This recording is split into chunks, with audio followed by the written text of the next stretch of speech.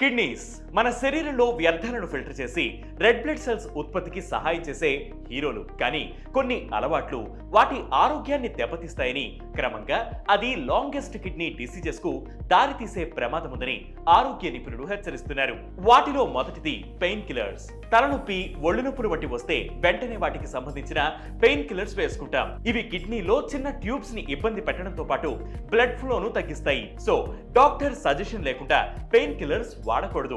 నీళ్లు తక్కువగా తాగడం వల్ల మూత్ర విసర్జన తరచూ జరగక కిడ్నీలో వ్యర్థాలు బయటకు పంపడం కష్టమవుతుంది.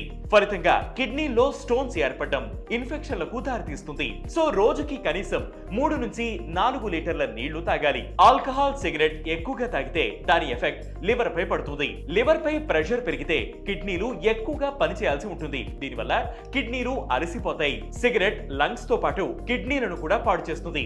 ఆక్సిడేటివ్ స్ట్రెస్ ను పెంచి డయాబెటీస్, బీపీ రిస్క్ ను పెంచుతుంది. వీలైనంత వరకు ఈ అలవాట్లను మానుకోవాలని వైద్యులు సూచిస్తున్నారు. నిద్ర తక్కువైనా దాని ప్రభావం కిడ్నీలపై పడుతుంది. 6 గంటల కంటే తక్కువ, 10 గంటల కంటే ఎక్కువ నిద్ర కంటే రోజుకి 7 నుంచి 9 గంటల నిద్ర బెస్ట్ అని సూచించారు. ఊబకాయం కూడా కిడ్నీల హెల్త్ ను దెబ్బతీస్తుంది. బాడీ మాస్ ఇండెక్స్ 18.5 నుంచి 24.9 మధ్య లేకపోతే కిడ్నీల హెల్త్ పాడవడంతో పాటు హార్ట్ డిసీజెస్, డయాబెటిస్ వచ్చే రిస్క్ ఎక్కువ.